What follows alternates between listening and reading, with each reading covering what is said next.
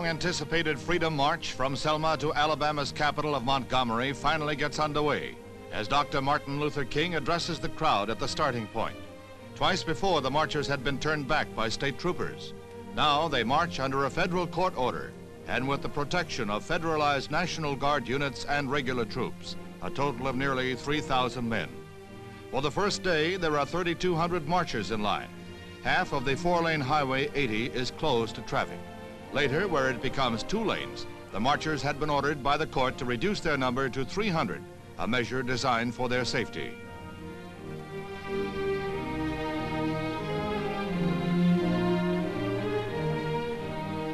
There are a few isolated flare-ups between whites and Negroes, but otherwise the demonstration is peaceful.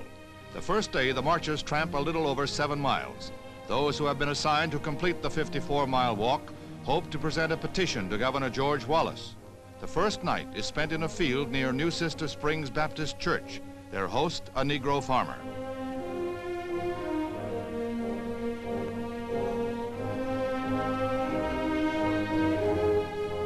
While 2,900 of the marchers return to Selma, the rest resume their long trek.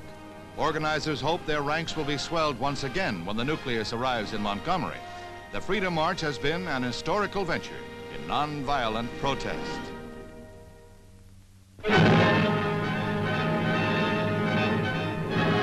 In the ready room aboard a carrier of the 7th Fleet, both pilots and newsmen are briefed before another raid is begun on industrial centers in North Vietnam. Prop-driven Sky Raiders are in the van of the force from the carriers. They are to join with Air Force jets to hit munition dumps just 100 miles south of the red capital of Hanoi. This is the farthest north U.S. planes have struck so far. Bombs ranging up to 750 pounds are loaded aboard the planes.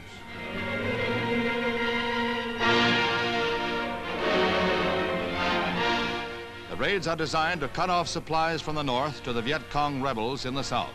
The U.S. is relying on its intelligence reports, which estimate that 80 to 90% of the rebel supplies come from North Vietnam and Red China.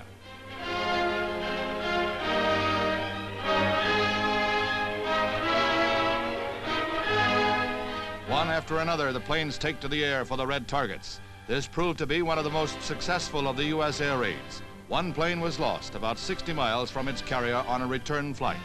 Washington says the raids will continue until the Reds realize it is time to talk peace.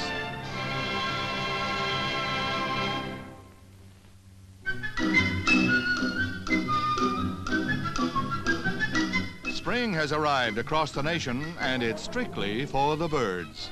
From New York to the deep southwest, storms clouded the equinox, and the only way to tell it is the vernal season is to look in the shop windows, and they are filled with Easter finery, while everyone else has had their fill of winter.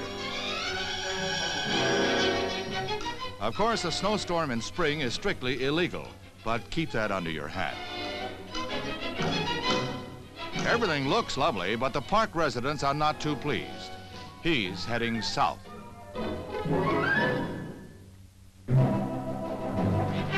The largest tanker ever built in Britain is set to go down the ways. The British Admiral is a 100,000-ton monster that will enable refineries to bring in huge shipments from the Middle East to fuel-hungry Britain. The great new vessel is having an appropriate send-off. It's the nation's pride, and the Queen herself is here to do the honors.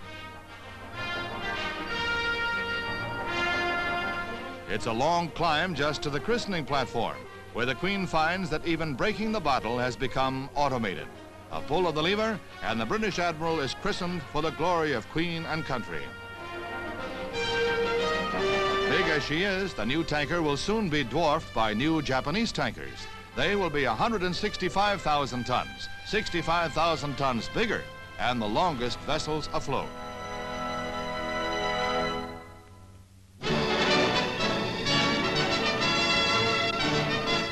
The National Collegiate Athletic Association playoff at Portland, Oregon has top-ranked Michigan pitted against last year's champs, UCLA. The California Bruins, in the light jerseys, are sparked by Gail Goodrich, number 25. Here's a Goodrich pass and a long set shot.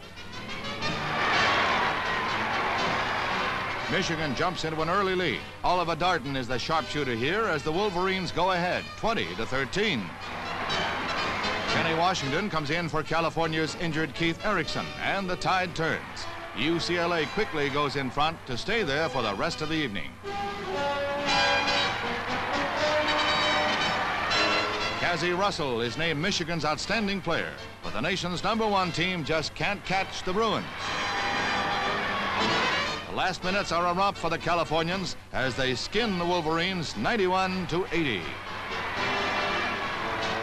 The crowd had a thriller going for them all the way, and for someone, there's a souvenir, a memento of a wild and woolly finish to the basketball season.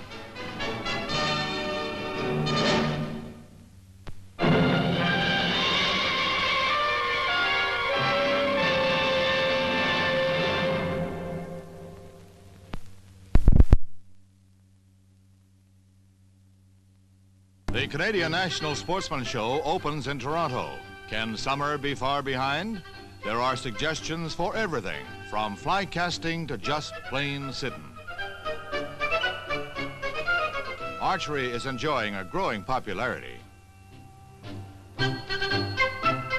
And for those who are more modern-minded, a shotgun.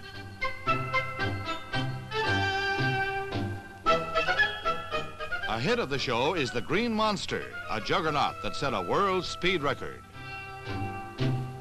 Slower but safer, a snowmobile.